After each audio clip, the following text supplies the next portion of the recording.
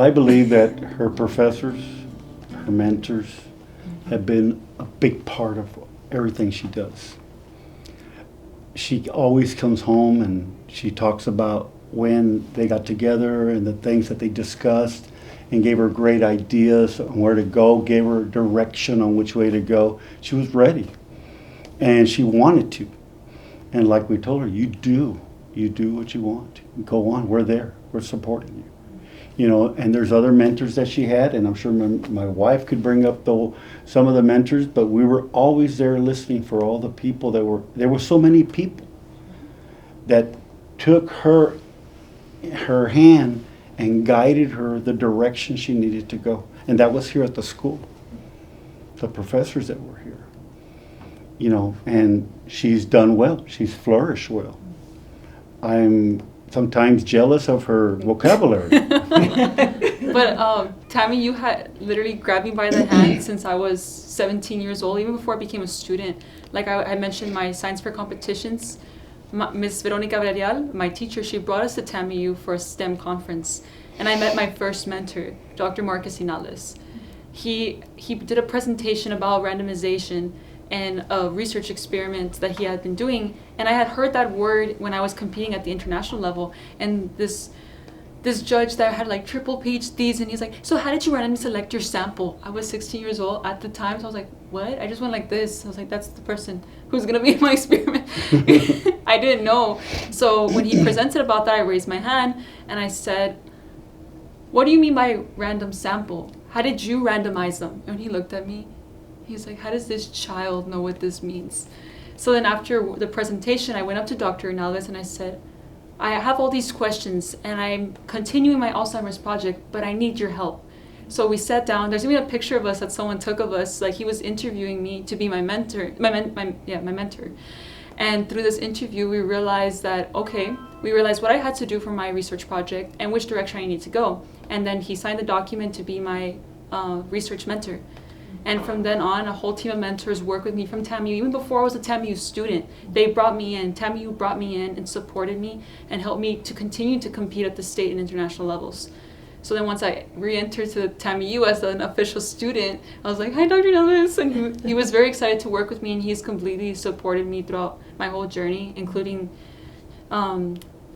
Dr. James O'Mara, Dr. Faltis, Dr. Gill, Dr. Peña. They've all been incredible guides in my journey, and also my parents.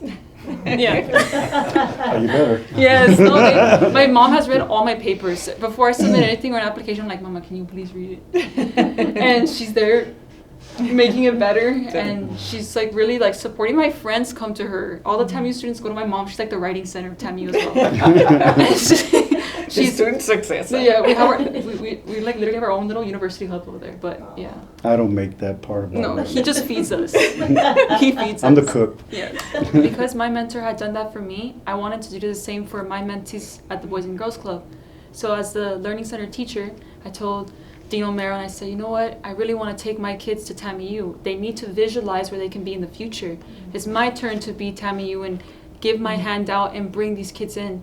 Because a lot of these kids that are in that neighborhood don't believe that they can be in such a place. They don't even think this is Laredo. So we said, you know what, let's make this dream become a reality to them. So Dean O'Mara and I and a bunch of people at the Boys and Girls Club and Patsy that we have here helping us at the College of Ed, we got together and we created our first TAMIU After Dark tour exclusively for the Boys and Girls Club of Laredo.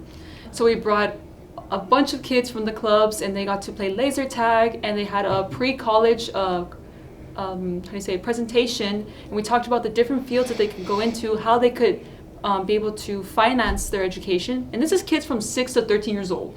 So it's a wide range of kids. And then we even took them to the planetarium.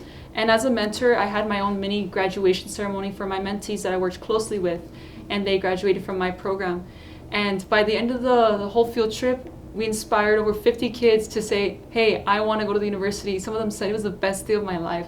And hearing that, oh my gosh, my heart was melting. So it's a legacy that we have to continue as TAMIU alumni.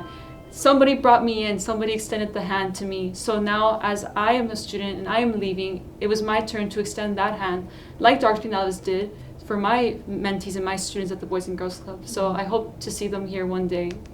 We have to also give thanks to, of course, all the faculty and the staff, but also one of the foundations that was key to Elizabeth being here.